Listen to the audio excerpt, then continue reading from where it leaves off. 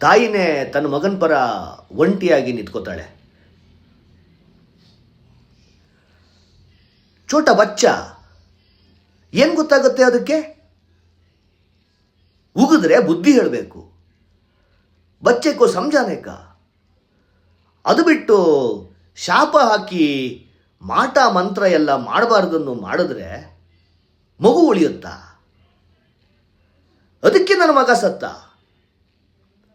ಅದಕ್ಕೆ ಅವನು ಸತ್ತು ಪೀಡೆ ಆಗಿ ಇಡೀ ಊರಿಗೆ ಆ ಥರ ಹಾಕೊಂಡಿರೋದು. ಇಸ್ಮೆ ಮೈ ಕ್ಯಾ ಕರು?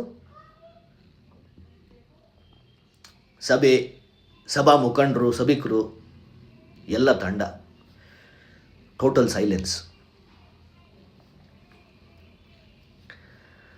ಸಂಕ್ಷಿಪ್ತವಾಗಿ ಏನಾಯಿತು ಅಂತ ಹೇಳಿಬಿಡ್ತೀನಿ. ಆ ಊರಲ್ಲಿ ತುಂಬ ಮುಸ್ಲಿಂ ಕುಟುಂಬ ಇತ್ತು, ಹೌದಾದರೂ ಆ ಕೇರಿಲಿ, ರಸ್ತೆ ತುದಿಲಿ ಇದ್ದದ್ದು ಒಂದೇ ಮುಸ್ಲಿಂ ಕುಟುಂಬ. ಮನೆ ಗಂಡಸು ಗಂಡು ಹುಟ್ಟಿಸಿ ಎರಡನೇದಕ್ಕೆ ಬೀಜ ಬಿತ್ತಿ ಪರದೇಶದ ಪಾಲಾಗಿದ್ದ. ಬಸ್ರಿ ಹೆಂಗಸು ಎಷ್ಟು ಅಂತ ಮಗುನ ನೋಡ್ಕೊಳ್ಳೋಕ್ಕಾಗುತ್ತೆ ಹೇಳಿ? ಅದು ಬೇರೆ ಗಂಡು ಮಗು ಕೇಳಬೇಕಾ? ಅಪ್ಪನ ಭಯ ಭಕ್ತಿ ಇಲ್ಲದೆ ಆ ಮಗು ಅಡ್ಡಾದಿಡ್ಡಿ ಬೆಳ್ಕೋತು. ಮನೇಲಿರೋ ಎರಡು ಹಿರಿ ಜೀವ ಎಷ್ಟು ಅಂತ ಮಾಡಲಿ, ಏನು ಅಂತ ಹೇಳಿ? ಹಾಗಾಗಿ ಆ ಮಗು ಮನೆಗಿಂತ ಆಚೆ ಕಡೆನೇ ಜಾಸ್ತಿ ಬೆಳೆದಿತ್ತು ಅಂತಲೇ ಹೇಳಬೇಕು.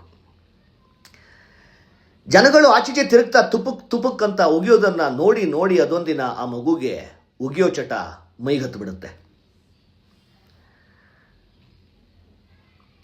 ನೋಡೋಕ್ಕೆ ಎಷ್ಟು ಮುದ್ದಾಗಿದೆ, ಎಷ್ಟು ಚೆನ್ನಾಗಿ ಅದರಷ್ಟಕ್ಕೆ ಆಡ್ಕೊಂಡಿದೆ, ಪಾಪ ಹತ್ರ ಯಾರು ಇಲ್ವಲ್ಲ ಅಂತ ಯಾರಾದರೂ ಎತ್ತಿ ಮುದ್ದಾಡೋಕ್ಕೆ ಹೋದರೆ ಅಷ್ಟೇ, ಯಾರು ಏನು ಎತ್ತ ಒಂದು ನೋಡದೆ ತುಪುಕ್ ಅಂತ ಮಖಕ್ಕೆ ಉಗಿದು ಬಿಡೋದು. ಉಗಿಸ್ಕೊಂಡವ್ರ ಬಗ್ಗೆ ಒಂಚೂರು ಯೋಚನೆ ಮಾಡಿ. ಮಗುಗೆ ಏನು ಮಾಡಂಗಿಲ್ಲ, ಬೀದಲ್ಲಿರೋರೆಲ್ಲ ನೋಡ್ತಾ ಇರ್ತಾರೆ. ಮಗು ಕಡೆಯವರು ಯಾರಾದರೂ ಇದ್ದಿದ್ದರೆ ಮಗುಗೆ ಒಂಚೂರು ಬುದ್ಧಿ ಹೇಳಬಾರ್ದ ಅಂತ ದಬಾಯಿಸಿ ಕೇಳ್ಬೋದಾಗಿತ್ತು.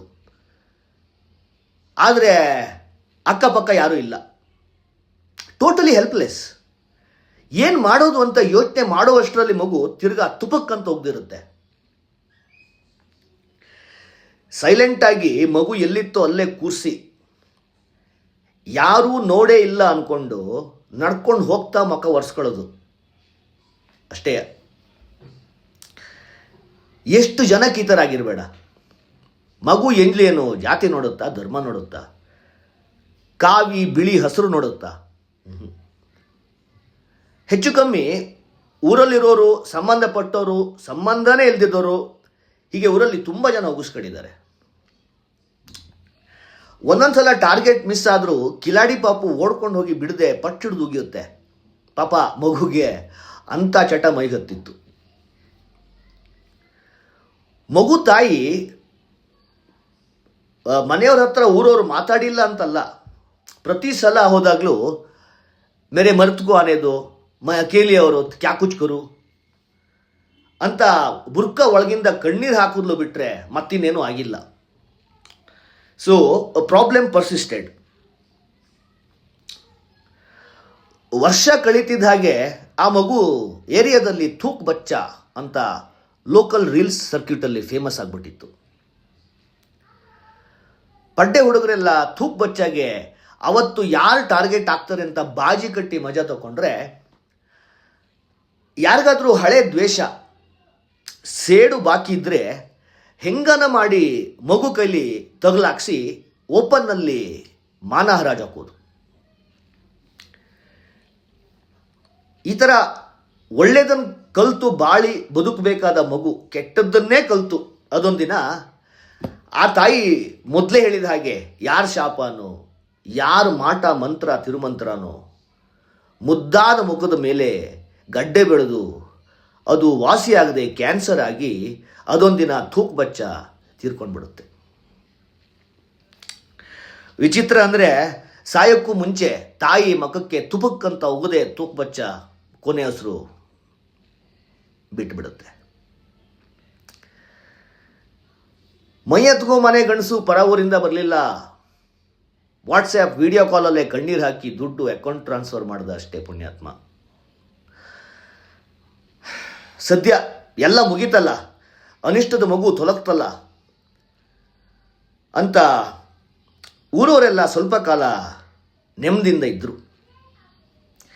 ಆದರೆ ಏನು ಮಾಡಲಿ, ನಮ್ಮನ್ನು ಮೀರಿದ ಸಂಕಲ್ಪ ಅನ್ನೋದನ್ನು ಇರುತ್ತಲ್ವ, ಅದು ಆ ಊರಿನ ಅದೃಷ್ಟದ ಜೊತೆ ಆಟ ಆಡ್ಬಿಡ್ತು.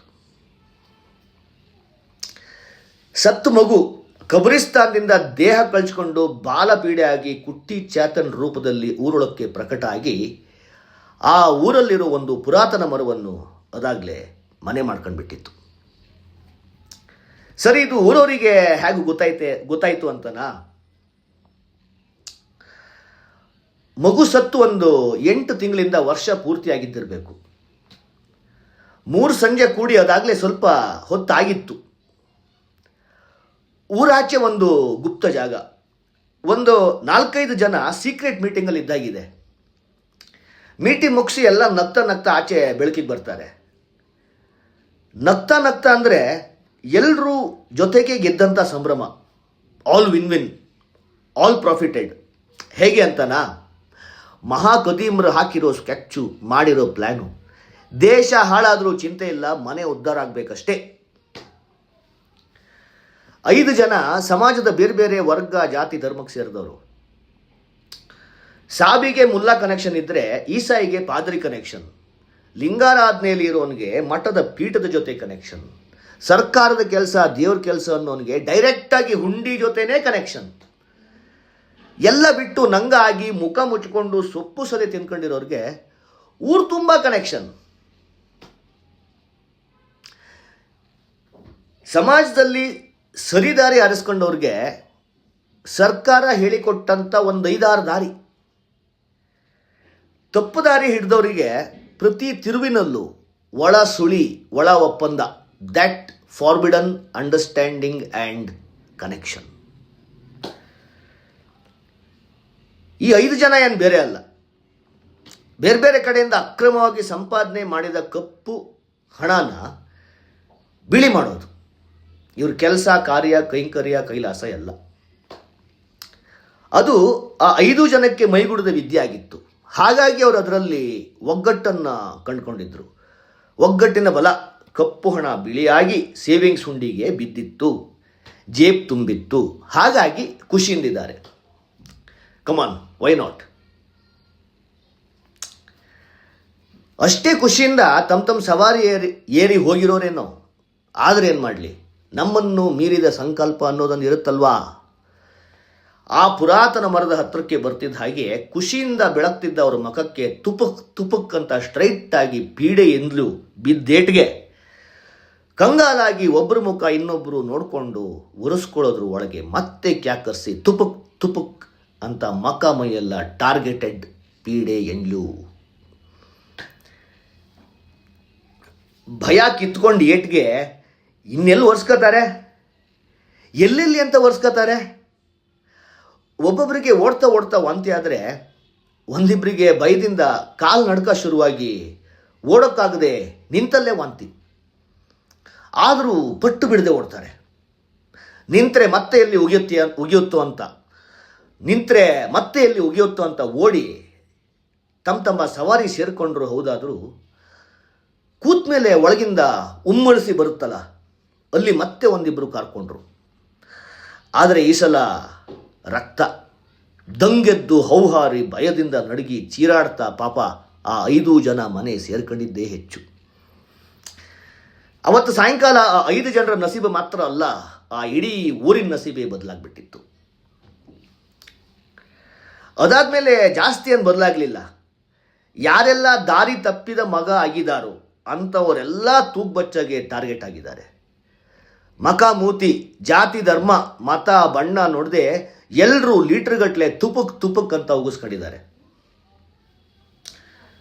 So coming back to the recent assembly, ಸರ್ವ ಧರ್ಮ ಉಗಿಸ್ಕೊಂಡವರ ಸಮ್ಮೇಳನಕ್ಕೆ ಬಂದರೆ ಇಲ್ಲಿ ಅಣ್ಣ ಲೋಕಲ್ ಪುಡಾರಿನೂ ಉಗಿಸ್ಕೊಂಡಿದ್ದಾನೆ.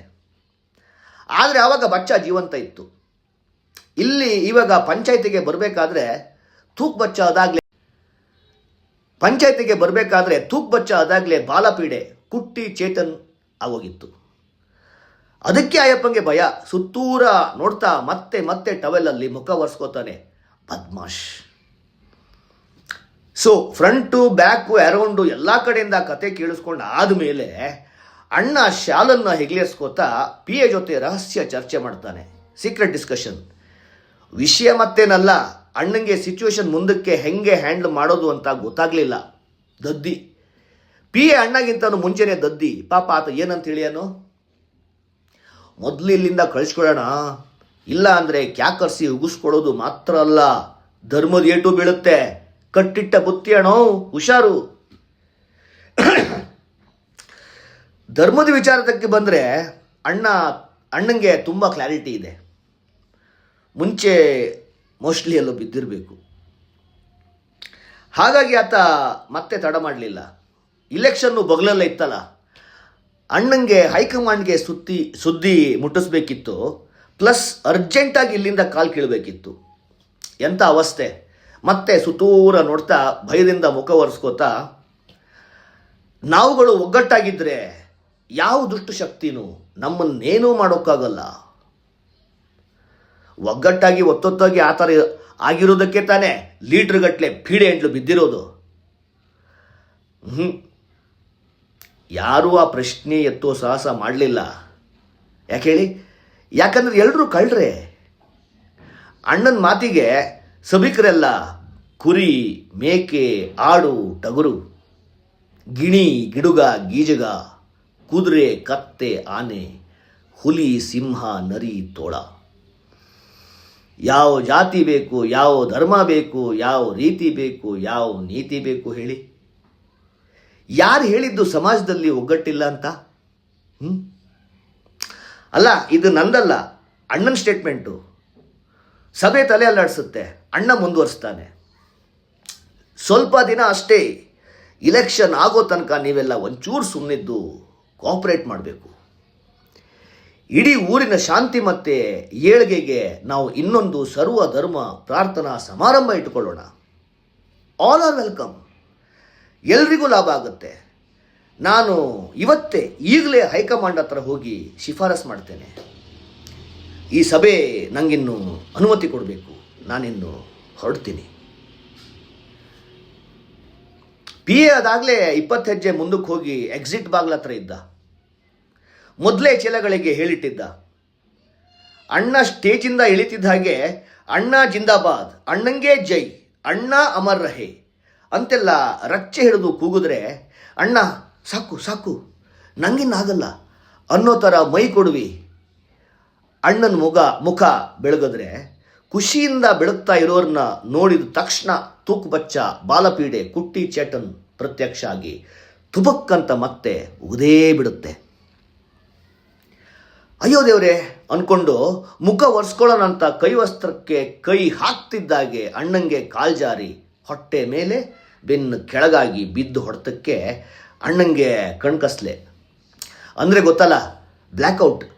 ಮತ್ತೆ ತುಪಕ್ಕಂತ ಪೀಡೆ ಎಂಡ್ಲು ಬಿದ್ದು ಅಣ್ಣನ ಮುಖ ಮೈಯೆಲ್ಲ ಗಲೀಜಾಗಿದ್ದು ನೋಡಿ ಯಾರೂ ಹತ್ರಕ್ಕೆ ಹೋಗಲಿಲ್ಲ. ಗಲೀಜಾಗಿರೋ ಮುಖ ಒರೆಸ್ಕೊಳ್ಳೋಣ ಅಂದರೆ ಆಗ್ತಿಲ್ಲ. ಅಣ್ಣಂಗೆ ಅರೆಪ್ರಜ್ಞೆ. ಪಿ ಎ ಕೈಲೂ ಆಗ್ತಿಲ್ಲ. ಆತಂಗೆ ಭಯ. ತೂಕ್ ಬಚ್ಚ ತನ್ನನ್ನು ಟಾರ್ಗೆಟ್ ಮಾಡಿಬಿಟ್ರೆ ಜೈಕಾರ ಹಾಕಿದವರು ಆಗಲೇ ಕಾಲು ಕಿತ್ತಿದ್ರು ಅಷ್ಟೇ.